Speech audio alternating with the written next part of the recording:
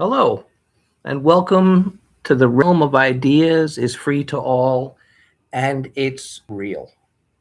That piece at the end was added as a result of a conversation that I had with Mr. Spock this afternoon.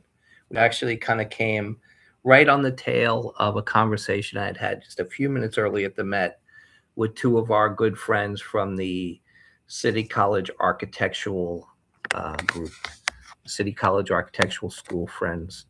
And it was actually important to kind of note the difference between intellectuals and academics and public intellectuals.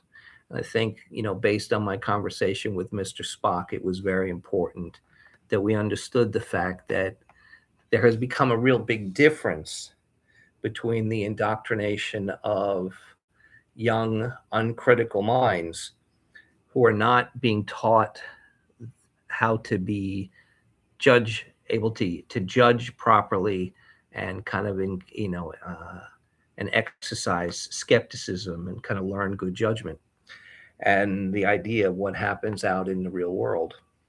The Metropolitan Museum is a great venue for the art of ideas in the public space. And I think that it is something that, by all means, we want to encourage. So, with that said, the realm of ideas is free to all, and it's real, and it's palpable, and it's something we all should be very, very happy to be able to kind of engage in, because it's something that isn't something that needs any special permission or needs any special privilege or is kind of excluded in any way. And it kind of leads to two very important things: is that when I first started talking about this, um, it was actually an invitation to join in one of the most fertile and enjoyable and satisfying activities that an individual can engage in, which is the engagement of the mind. Um, but it's actually become, ironically, and kind of somewhat sadly, uh, a subversive statement in the United States. And that to me has become incredibly troubling. Anyway, and that kind of plays very much into what we've been talking about the last couple of weeks, which has had its own interesting adventures.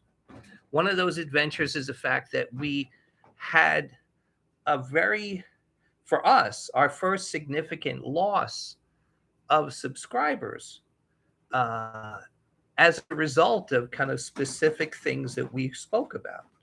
Now, as I said, and I will apologize for my language, which I felt that, was a concession I kind of was willing to make because I really believe that language, even harsh language, is a good test of an individual's character, just as I believe sarcasm is also a good test of character. Because if a person can't handle abrupt language and sarcasm, how is one really going to be able to function?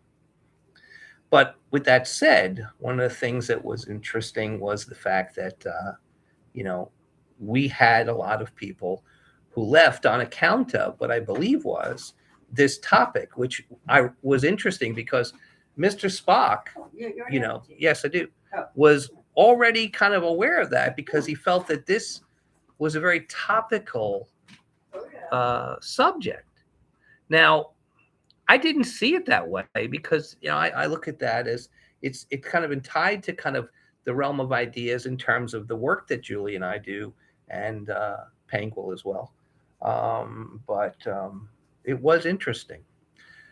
Um, we will never apologize for what we believe is consequential conduct and content. And what we also was, let me just kind of was a text message I had over the course of the week again with Mr. Spock. Let me find it. Let me read it. Okay.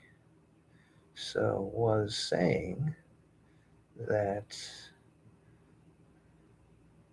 I remember it was something you said that stuck with me, which was significant. I am paraphrasing about the fact that the numbers of people are not to be catered to, but judged because if we move from what is important to us to raise numbers, we're lost. But we use numbers to gauge those receptive to our message. And this showed opposition to the message and our unwavering dedication to putting out the strongest message possible for the purity of the investigation. Mr. Spock said, yes, there will be a qualitative envelope to open with every number, set, and parcel. Yes, and I said yes, and the voice of that audience does have a value because in that sense, their desire for consequence will keep us honest. So in the 80s, people would be called a sellout. Now, basically, that's just who people are. I mean, it's become a common case. A lot of times, having lived back into history, a lot of times people will ask, well, what was this or what was that? And like, chocolate. And your your drawing pad's right over there. Okay, I'm going to take my drawing without chocolate hands. Oh, yes, of course, Yes. Puddle. That's Julie. Hi, Julie. Hello. Hi. I'll be back with my drawing momentarily. And chocolate after that, yeah. So I think that to me is more important is the audience, which I actually really appreciate. And what's really become fun is the fact that during the course of the week, this conversation continues in text or email or kind of like sometimes on the phone with some of our friends. Sometimes in song. Exactly. In fact, they were thinking of doing the musical version of, the Realm of Ideas. I'm writing a libretto now. That's funny. Exactly. Can you hold my drawing up, Peapod? All right. So anyway. I call him Peapod. So this week's episode is a continuation of last, whereas we were concerned about the loss of criticism. This is the concern. Thank you. The concern for criticism. Mm-hmm. So what's new in this week in Julie, may you say? Quite a lot, it seems. Thank you, see. Yes, thank you.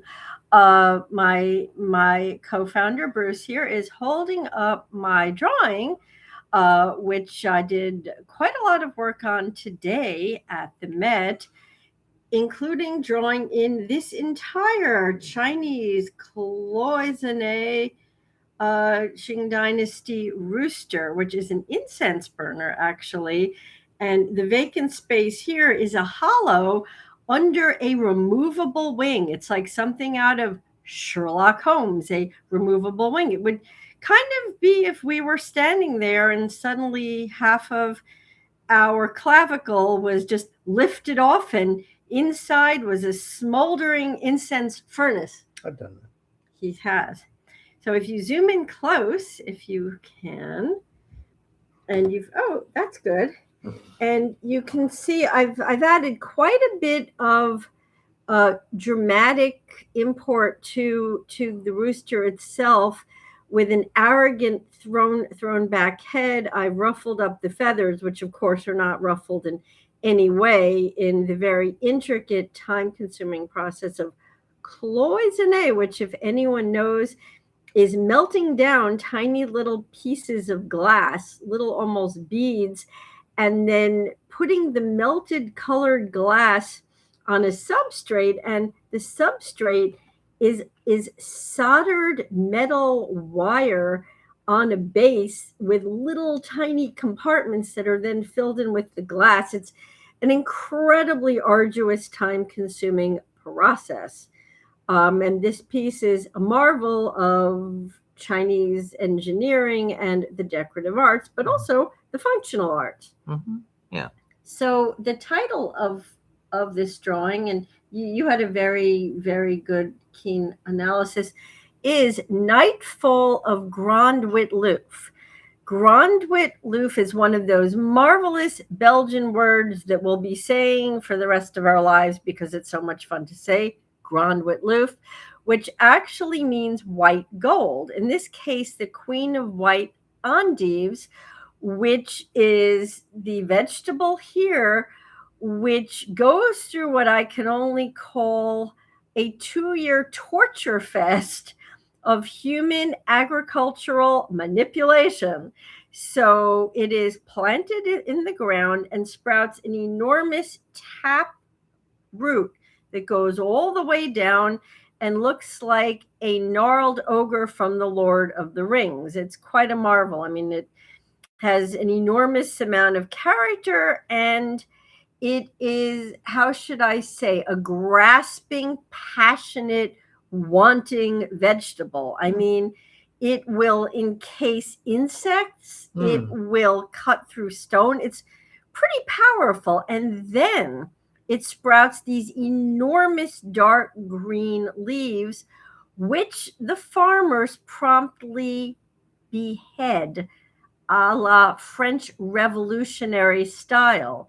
So you have an entire field, if you can picture this, it's actually quite a violent scene of headless Grandwit loops. And then they pull the tap roots with a violent force out of the hard ground and throw them in what are essentially shallow coffins.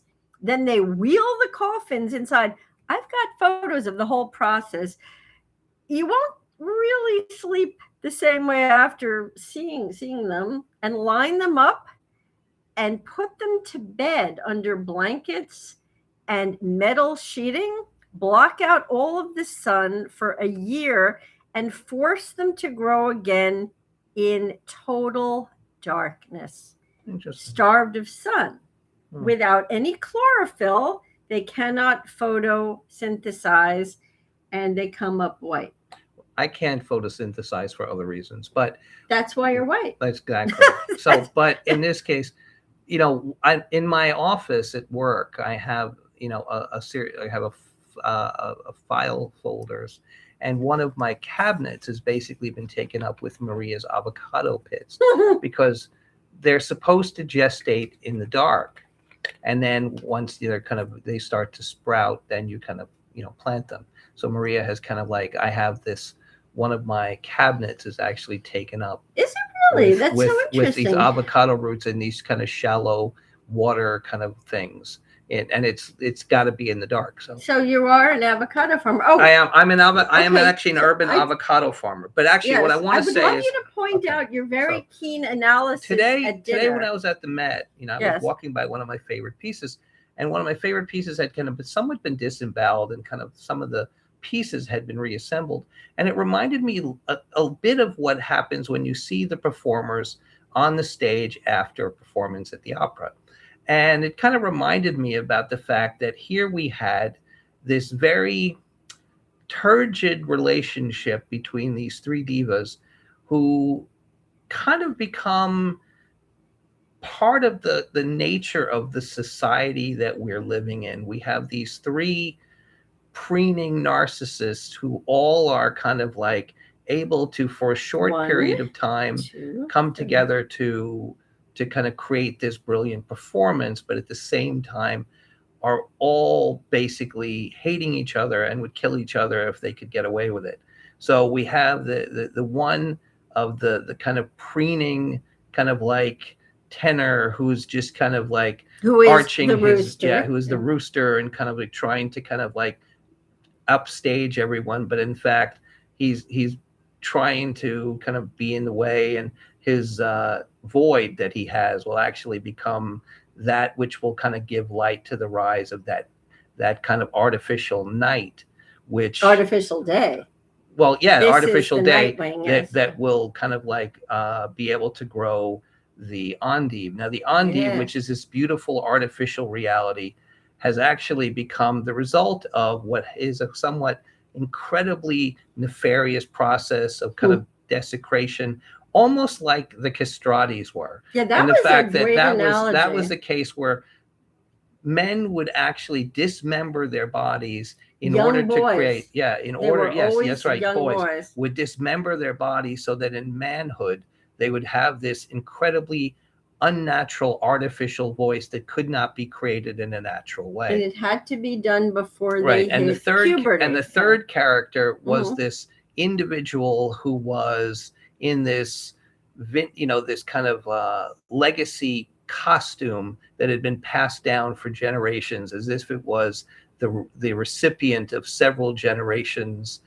of legacy. And then you think about these things all within certain characters within the kind of operatic reality of the upstart, the artificially generated, and the legacy. And these three things in this kind of operatic kind of like triumvirate here also kind of talk about that kind of somewhat frivolous, inconsequential drama that seems to kind of usurp so much of our time and effort. So I kind of saw this as very much in the kind of reminiscent of your Pearl Fishers Mhm. piece, and also That the is a one, painting I all completed the last one year. with Yeah. what was the one with the Oh, the painting painting of the with Japanese god Ebisu, right? that what what you're was no, thinking? there was the one with the, what was his name, that starts Oh, Nabucco Nabucco, right? Exactly. Anyway, and the Beehive. yes, Yes. and thank you to Oh, our sponsor, sponsor, Tease Tease Tea. best sponsor Our going. two favorite Yes, flavors, yes, mint, yes. very refreshing for the summer, Mhm. and jasmine, Mhm. always in season, and a floral delight, as God, I gentle was so thirsty. as it is And delicate. before we forget, our foreign correspondent, Pangul, and that is not it. We looked into it. She actually is up for a Pulitzer, and given the really shabby state of journalism, it should go to a penguin. yeah, an artificial I stuffed almost Pangul. lost it Yeah, it was last funny. week. So I mean, I honestly think that given, yeah, exactly, given It's the state not of good to journalism, call her stuffed. She's very sensitive. Yeah, that's true. That's true. She also comes from nobility. yes, I mean, not really nobility. I mean, industrial nobility, being part of the Guel family. yes. Yeah, I mean, who were the patrons for Should Gaudí? I get the chocolate? Without a doubt. Okay, So we'll I'll start be back. right, and we'll Yes. kind of start. And I'm looking forward to this because this is kind of a cornerstone of some really important things. And let me Yes. kind of go through what I think is vastly important to kind of state at the outset, State it. which is the fact that we've talked about unbreakable bonds, and unbreakable bonds being the fact that they're temporary, but they're important relative to the state of the circumstances by which they are. And I gave this example. I'll kind of say it quickly again, with the fact that technique or technology is wedded to reason or science. And this is a unique circumstance that basically allows us certain advantages culturally and industrially that were not previously available. Now, what I mean by that is that there were times when technique and technology were in the hands of it being related to and being dependent on things like superstition or religion or other kind of untestable circumstances. But when Western society came along and wed these two together and put them in a sense where they could create the century of genius in the 16th century, in the 17th century, we allowed ourselves to be able to, for the first time, test those things that we believed rather than just assuming them to be true. And there's been this kind of concern about the debate of morality within the idea that is this a kind of any moral superiority? I don't think it's a moral superiority in the fact that it filters out moral impurities, but I do believe it has the ability to kind of shed light on what was in the past brutal, savage, and ignorant. So we know now, because of what we understand, that sacrificing virgins and burning witches and doing all these kind of things were never really anything more than just savage brutality as a result of ignorance. And there were other nefarious things that kind of factored into that. But at the same time, that was really the sad, unfortunate reality from which we now would know better if we were to engage again in such practices. But here's the concern. This is the reason for the concern for criticism, is the fact that fundamental unbreakable bond that we have forged in the century of genius with people like Bacon and Leonardo and Huygens and other people was something that allowed us to get to this point.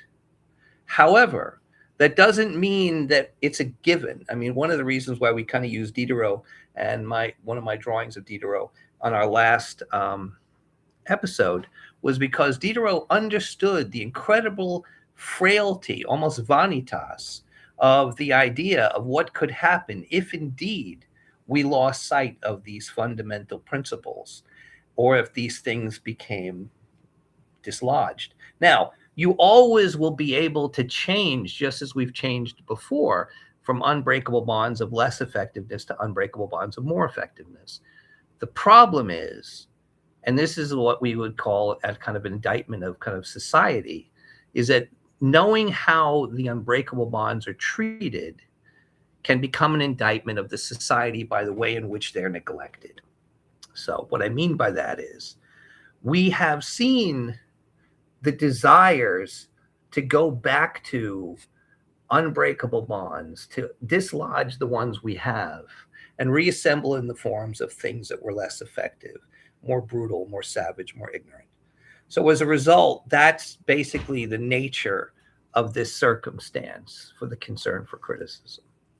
And a good indication of that is the fact that I see criticism in itself as an unbreakable bond currently between two very important things. One is observation, the observation of the critic, and two, the skepticism or the judgment of the artist. And by artist, I mean any person who receives what I consider that most respectful of gifts, which is criticism. So what I did was I went back to what I felt were two very, very critical, very, very vitally important aspects of Hume's treatise on human nature. In One of Bruce's favorite. one of my ever. great, one of my Good definitely for one of you. my favorite books. I can't say it's not, as I would say. Because it is. It is. I can't say it's not, my little one. Wait, here's our chocolate. Yes. It's 77% cacao. The bastards. And I might mention that don't bother eating dark chocolate unless it's 70% cocoa mass, because you are not getting enough of the antioxidants and wonderfully healthy micronutrients if there's a concentration under 70. Mhm. Okay. Yes. Yep. So, Yes. book 1, part 4, right? Mm-hmm. First and second sections of skepticism with regard to reason, of skepticism with regard to the senses. I'll read at the very beginning of section 1 near the bottom. You want this prior to or after? No, I'll do it after. Okay. I'll do it. There is no algebraist or mathematician so expert in its science as to place entire confidence in any truth immediately upon his discovery of it, or regarded it as anything but a mere probability. Every time he runs over his proof, his confidence increases, but still more by the approbation of his friends, and is raised to its utmost perfection by the universal assent of the applause of the learned world.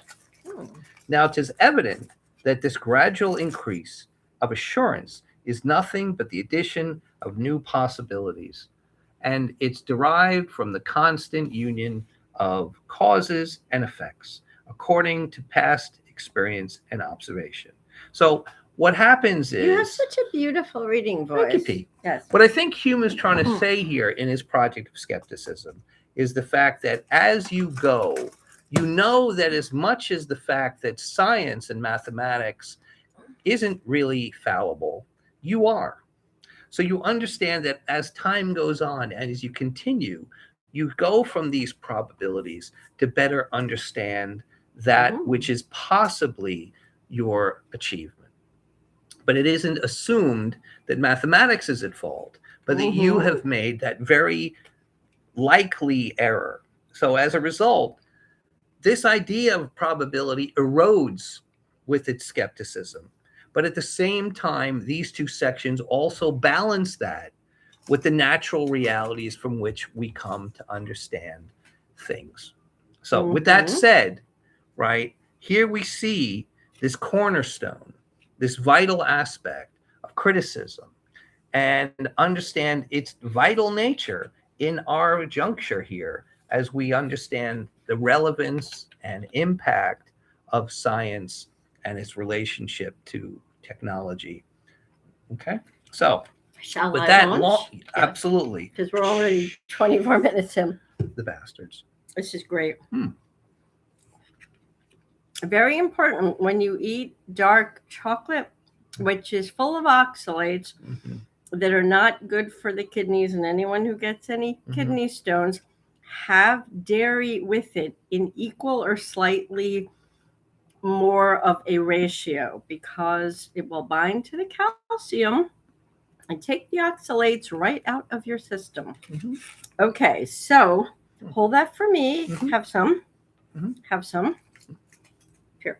Mhm. Okay, I would like to launch because I have a lot of notes. Okay. So, as I mentioned to our friends at the Center for Architecture at AIANY, a wonderful place, and I encourage everyone to attend their lectures and networking, their networking events, their readings, their presentations. I would like to talk about what I call the strategic critic, or the visionary critic. And I would even call this person the innate critic. That's my term. So I am discussing the phenomenal organic architect. My favorite organic architect is right here, and that is Bruce. My second favorite organic architect is Arthur Dyson, who was one of the last architects to apprentice with Frank Lloyd Wright. More than Goff? I love Goff's work too. I really love both of their works. So I love the work of Bruce Goff. Probably a little bit more. Save some cheese for me.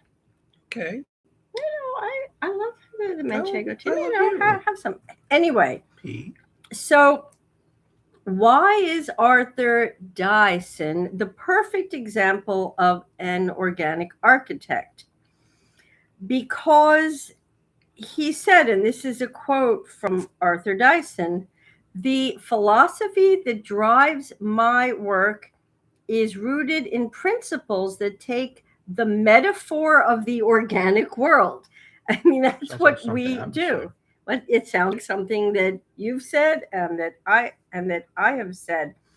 So he not only apprenticed with Frank Lloyd Wright, he apprenticed with Bruce Goff also, and W. Gray Purcell, whose work I love too. So I would say the innate critic is one who possesses what I call osmotic genius. He loves his Manchego. I had better grab a square because Bruce is eating a quarter pound of this. So I'm just important. Anyway, sorry, now I'm feeling. Julie's with a loss for words. Because I'm eating cheese. Okay. Anyway. So if I ever want to talk, I should just hand you cheese. You talked for 24 minutes. Come on. There was no cheese. Okay. So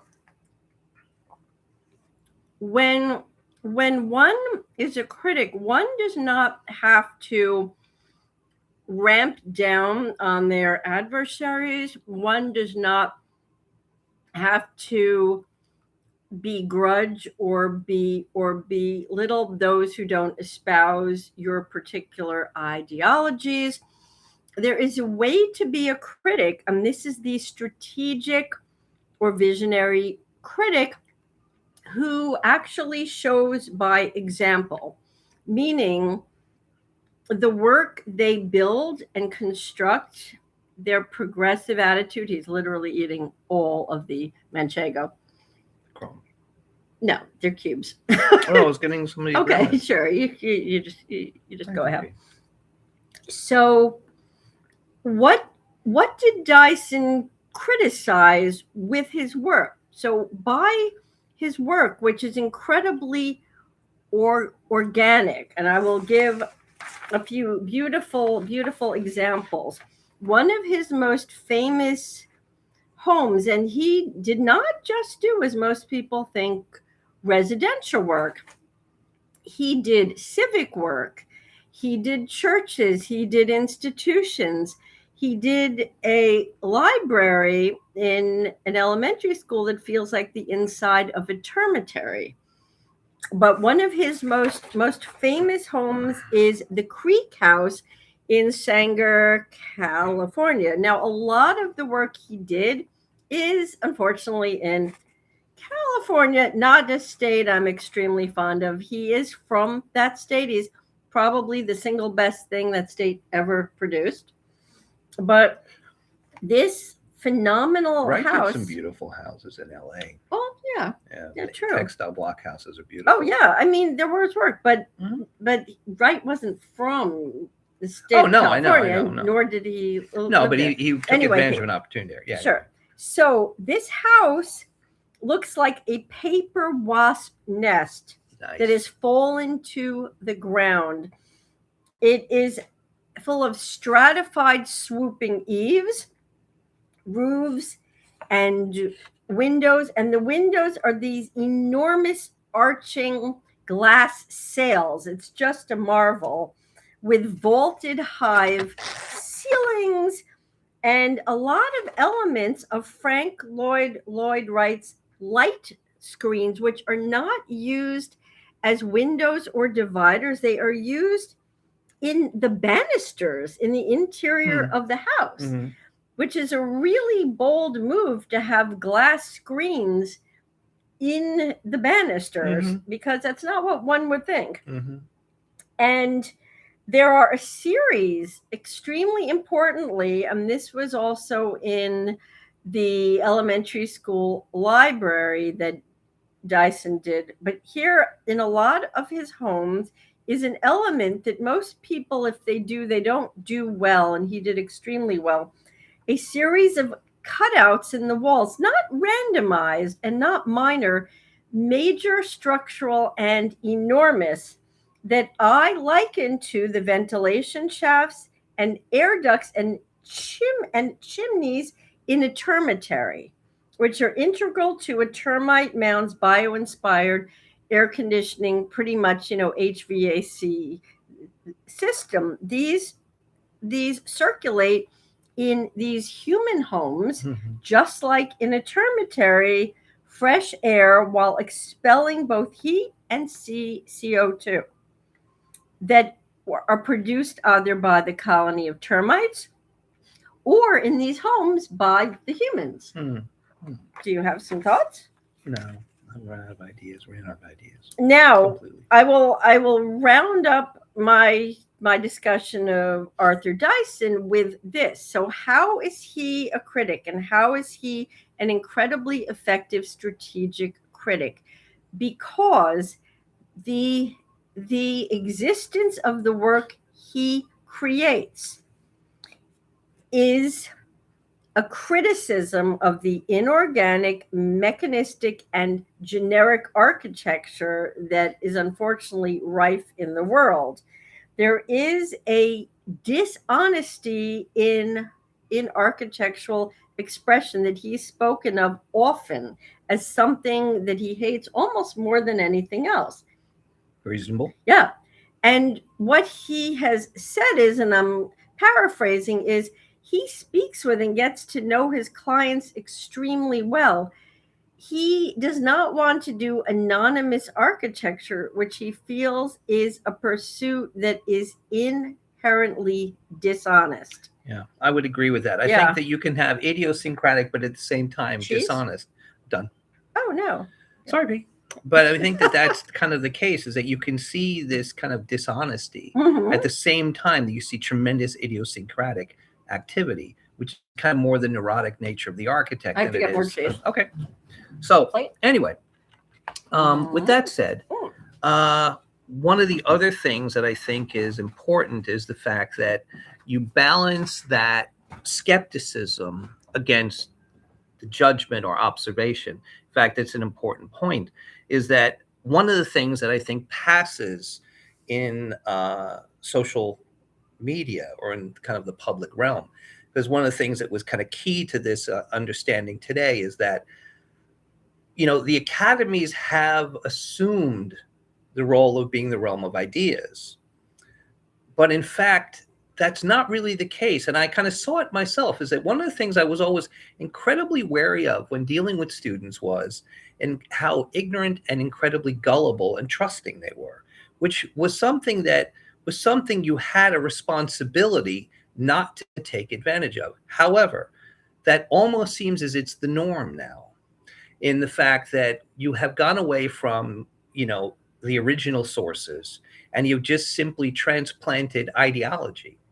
And I think that what happens is that's why the public forum is so important. However, with the case of the fact that university is supposed to train you to skepticism, skepticism is something that comes about as a result of someone who's lived in the world.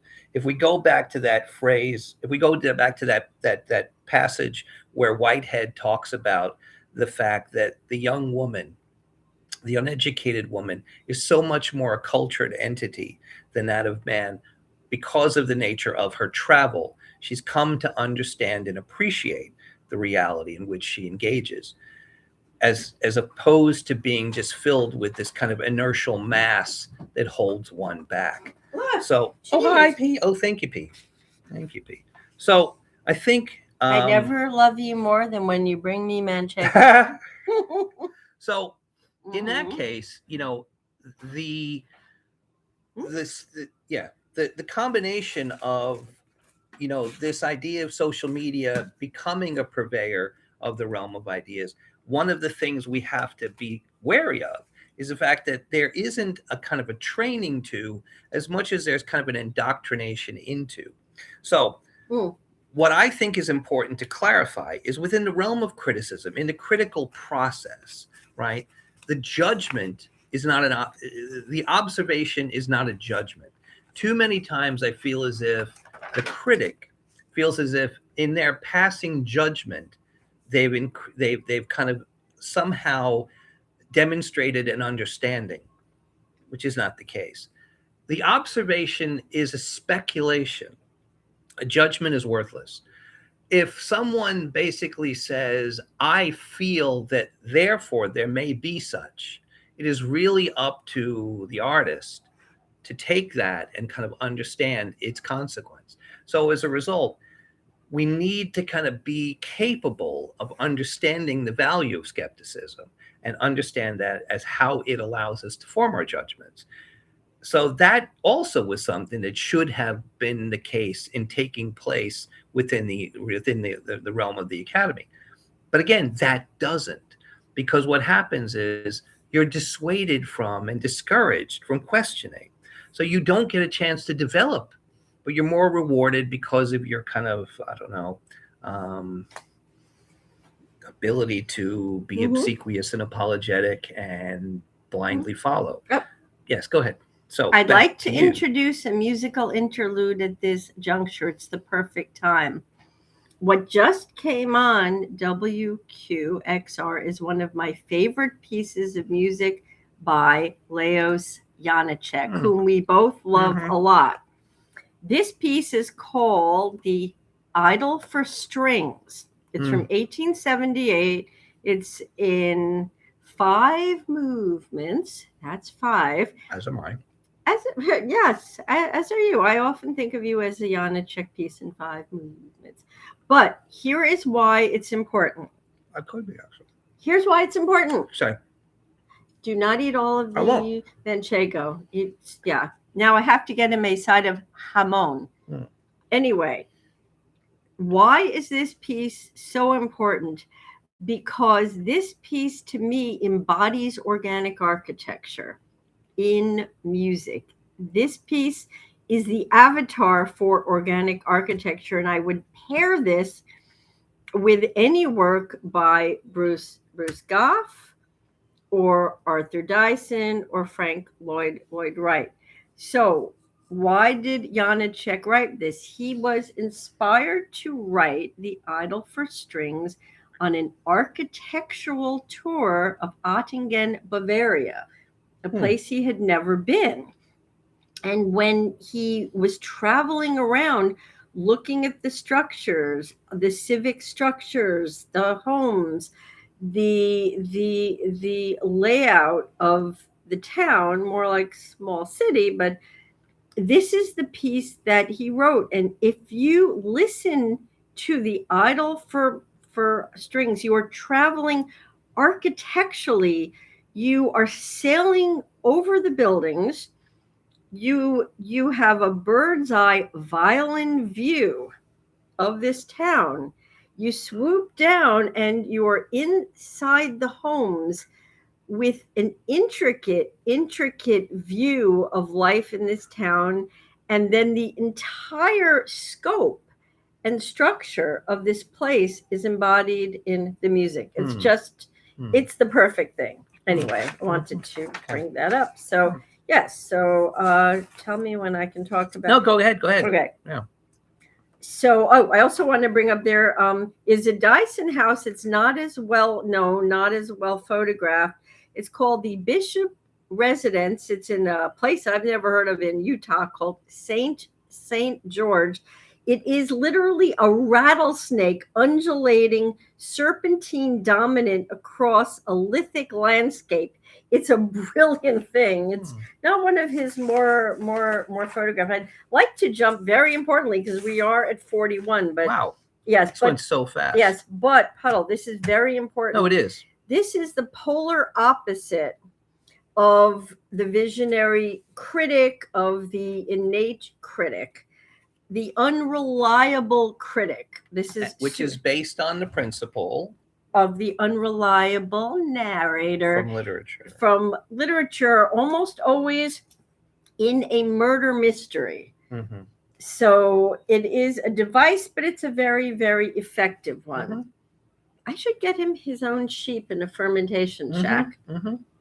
Anywho, so I'm bringing up a very loathsome figure, John Ruskin, not because I like his work. I think he did a lot of damage to a lot of ideas, a lot of damage to a lot of individuals, especially to the women of the world, past, present, and future. He unfortunately lived for an incredibly long time, 1819 to 1900, and wrote, and he was a critic who was well published. But here is it in a nutshell. The unreliable critic is counterfeit criticism by a psychologically warped or distorted source. And this guy was cracked. He had more psychological. Okay. So when ostensibly objective or professional academic criticism is really entirely governed by the critic's own compromised emotional or psychological state, their biases, their personal demons and ghosts, and their quite bizarre belief structures. That's what you have in abundance in Ruskin, who was emotionally absolutely ludicrous in his structures. I will give an example, a prime example, and he was a Victorian art critic who suffered from a pathological, deep-seated phobia of all adult women. Now, I say adult women, hang on to your seats. This is a bit gut-wrenching and stomach-turning and is 100% accurate. He also had complex and demented fixations on prepubescent girls and just a rampaging misogyny. He viewed women, adult women, as he viewed a marble sculpture with no body hair whatsoever. So he developed a repulsion for pubic hair, body hair, arm hair in women. What? So like a visceral reality of women terrified yeah. to the point where he broke down. Yes. Jesus, man, this guy would be a politician today. Oh, absolutely. And his highly punitive and disastrous marriage to a woman who never wanted to marry him. It was a setup in 1848, consummated to a really wonderful woman named Effie Gray, who, after 6 years of torment, I mean, he literally tortured her, got the marriage annulled in a bizarre kind of a divorce, during which he lusted after extremely young girls. I'm talking 8 and 10 years old. Yeah. Oh, So anyway, this guy could be in Congress. Oh, absolutely. So Ruskin's obsessive fears of all adult women colored his writing to the point that he could not be a realistic or even a subjective critic of Jesus literature, Christ. music, or art because of his incredible psychoses. Wow. So this Yeah. actually, this idea of say, and yeah, then I'll finish up. okay. Yeah. So this idea of the I'll have cheese. of the unreliable critic, Mhm. using the principle of the Mhm. unreliable narrator, is fascinating to me, because previously I would say what I was speaking about in relationship to criticism, I would kind of call pragmatic, or kind of phenomenal criticism. But now I have to add a second term, which I would kind of call either lyric, which is a favorite word of mine right now, or romantic criticism, which is basically that aspect that surrounds the critical process. So again, let me just say, pragmatic criticism is that unbreakable bond, that relationship between observation, right, and the observation of the critic and the skeptical judgment of the artist. Now, lyric or romantic criticism is the same thing, but with the idea, the fact that all critics are to some degree unreliable, in the fact that they either are flawed by their nature as humans, or they're actually nefariously kind of like psychotically fucked up. And there are all shades in between. But as a result, that kind of lets me focus on the romantic or lyrical aspect of criticism in itself, just the same way that one could kind of see the fiction or the performative aspect of the critical apparatus. So now we've kind of separated these two things. We have the pragmatic reality of what criticism is, and then we have the kind of like drama of the performative aspect of it itself. But it's important that we understand the fact that what allows criticism to be part of that fundamental underpinning of the unbreakable bond is the fact that the artist has the ability to kind of like separate intent from information. So therefore, regardless of the unreliable aspect of the narrator in, this kind of very much David Hume idea of probability and skepticism, the individual now has these two probabilities of skepticism. One is the nature of the unreliable critic, and one, the unreliable nature of your own judgment or skepticism. But in this case, we know that regardless of the intent of the critic, you still can have some kind of hope in the judgment of the individual artist to be able to sift through that which was, to use another kind of term from Hume, the inference to the best explanation. Wanted to make sure we said. Thank you. Of course. Okay. I have to hop back to this because this is a rapier tangent, which is going from Ruskin to Rapient. Yes. We're still going back to irony. It was highly ironic. And sarcastic. I need to cover this, Puddle, because this is the other part of what I'm saying. Is that so? Yes, it is. So what cannot be overlooked are Ruskin's incredibly harsh, puritanical religious views. This guy was a bastion of subjectivity, but it wasn't coming from a balanced place or a considered place or an academic place. It was coming from a deranged place. So how bizarre were his views here? They totally colored his criticism of art. Not some art, all art. So When things are seen through a zealous lens, they never achieve clarity. You can quote me on that. So, to Ruskin, art was only a moral test, and it was always a moral test. He saw no aesthetic properties in art. He didn't see the beauty in art. He didn't see the literary qualities, the emotional qualities, the gorgeous qualities, nothing but a moral test.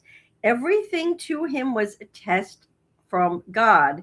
And in his own mind's eye, as he lusted after his 10-year-old crush, a poor girl named Rose Latouche. Wait, this is what was going on. So he was a strict evangelical Christian. Now, I'm half Catholic, but I don't impose my belief structures, and I really am an agnostic, and I'm not a religious person. So when someone has very harsh views, I'm not an advocate for imposing them on anybody because it colors their judgment of the entire world, and they can see nothing else. He saw the entire world in a Faustian lens, that he was damned, we were all damned, and that everything was a moral test. So he saw, now a lot of people misinterpret what Ruskin wrote about nature, and this is incredibly important.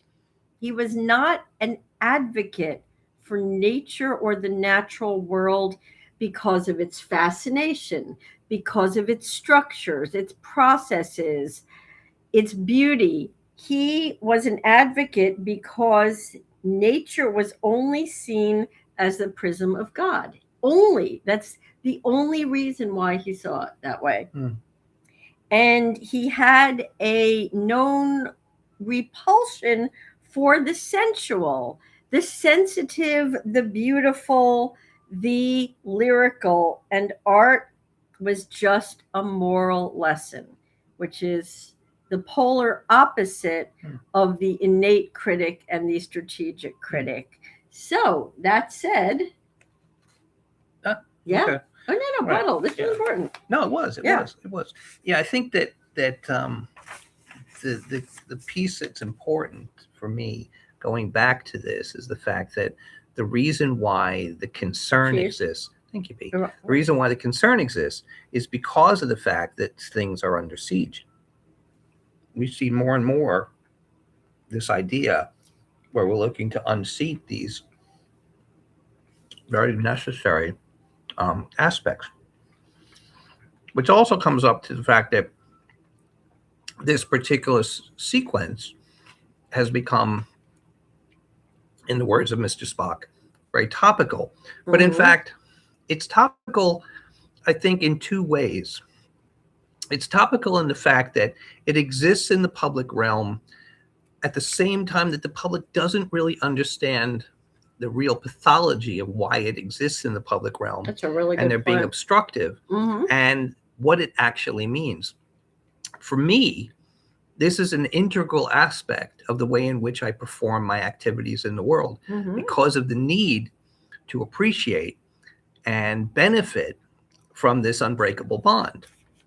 So criticism, right, is very much an aspect of the evaluation of the scientific engagement.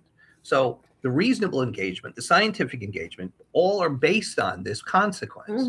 And the thing is, the public realm, which is in the case, I mean, we talk about Hume, most people would think that the Treatise of Human Nature is one of the seminal works of philosophy. But at the same time, Hume is a quintessential public intellectual. He never held a post. That was really fascinating. Yeah. I mean, and in fact, when you look at it, that's the kind of thing, is that because the academy has become the institution that it is, because the institution that it is, the assumption has been that's always been the case, but it's not. So in fact, though there's a benefit to the academy should not be dismissed. It also has to be held accountable for its own digressions. So based on that, we want to go back to this idea that there are coherences and consistencies, and that these patterns need to be appreciated and understood. So this siege with which we're kind of being, which things are being viewed, has to be looked upon, and has to be appreciated and understood. One of the things that happens is we've talked about principles, and those principles have to be evaluated because, as we all know, things give rise to better understanding. Mhm. But at the same time, there is this, and I'm reminded of that movie, Things to Come. What a brilliant film! for Where anyone who hasn't seen it. there is a desire to attack the genius by which we have established our age. And even though, these things, are kind of well tested and very valuable, the rabble, the detritus, has come to the fore and is demanding for these things to be torn down. And that is at the expense of all of us. Mhm. So anyway, let's wrap it up here. Yes. We've got 5 minutes here. Yes. Next time, a preview, I will be talking about the incredible satirical critic of church and state, the work of Lawrence Sturm, the author of Tristram Shandy. I love him. I've done some nice drawings of him. Oh yes, Bruce has done some beautiful drawings. We should put up your Put one of drawing those him. as a frontispiece, yeah. Absolutely. Anyway, I will give you a one-sentence trailer.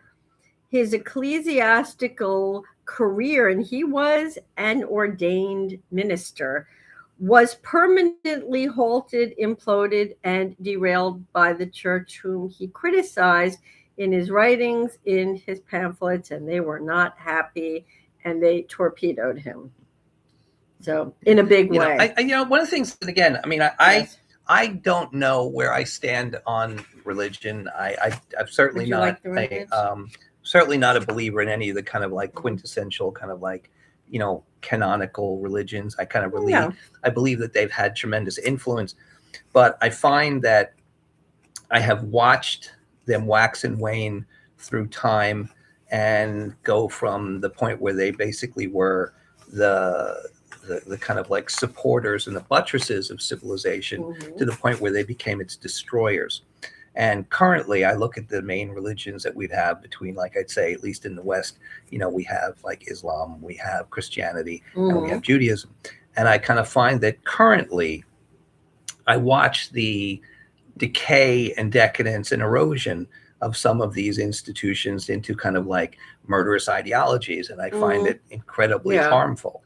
Anyway, We don't have a So, lot of time. no. I think that's a so vast exactly. So topic for 3 minutes. Criticism- 3 minutes left. criticism needs to exist. It is not obsolete. It is not romantic. It is not a kind of sentimentality. It is a key necessary ingredient of how we process information and what separates us from more savage and brutal and ignorant and kind of like Mhm. dark age kind of realities. Okay. So And next week yes. we're talking about Stay Free, Mhm. right? And why. So I mean, that's the Okay. actual title is, Yeah. let's see, sorry. it was That's our chocolate. 83 Stay Free First. Okay. And it kind of contains a lot of Okay. what we've been talking about, but it's important that we get to the point where we Mhm. understand that. So, Okay, I just want to Okay. wrap it up here All right.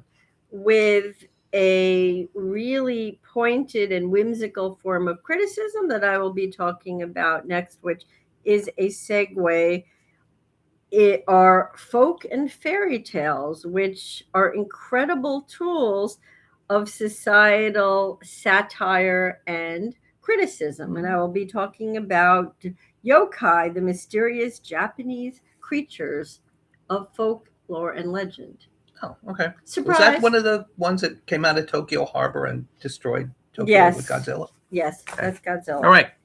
Okay.